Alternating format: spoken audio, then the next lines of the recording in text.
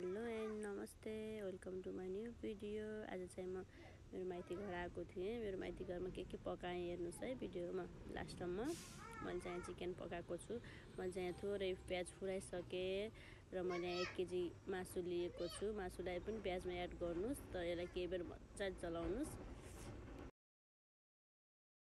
मैले चाहिँ यहाँ मसला रेडी पारिरहेको छु र हाम्रो चिकन यतिको फ्राई भइसकेपछि अघि बिर्सेको मसला यसमा राखेर मजाले चलाउनुहोस् र मसलालाई मजाले पाक्न दिइसकेपछि किचनमा भएको मसलाहरू युज गर्नुहोस्। मैले स्वादअनुसार नुन, थोरै हल्दी अनि धुलो खुर्सानी राखेको छु र यसलाई केही बेर मजाले चलाउनुहोस्।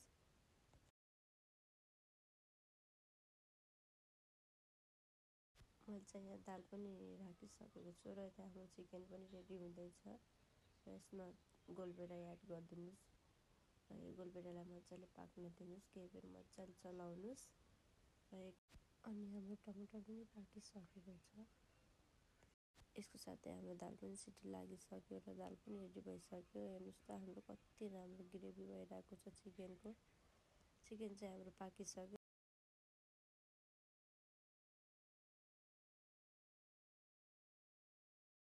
दाल चाहिँ बोइल भइसक्यो र यसलाई फ्राई गर्न बाँकी छ।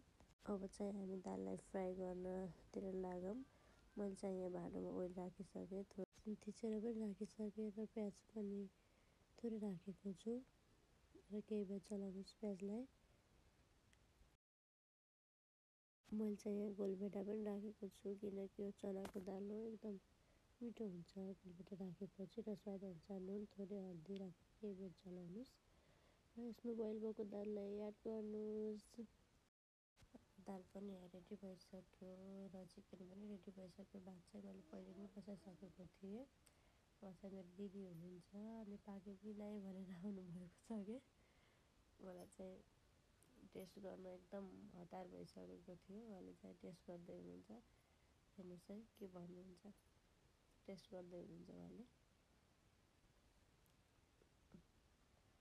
अनि एकदम मिठो छ है भन्नुभएको छ कि। मेरो छोरी चाहिँ मम्मा मम्मा भनिरहेको छिन्।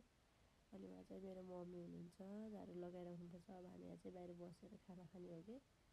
अनि मेरो मम्मीलाई चाहिँ एकदम सरसफाइ चाहिन्छ कि। मेरो दिदी चाहिँ यहाँ भात पस्किँदै हुनुहुन्छ अनि मेरो मामुले चिकन पस्किन लाग्नु भएको छ। मेरो छोरी चाहिँ एकदम चिकन खान मन गर्छिन् कि, त्यही भएर मम्मा मम्मा भनिरहेको छिन् कि। अनि यहाँ चाहिँ मलाई मेरो मम्मीले भात पस्किएर दिइसक्नु भयो।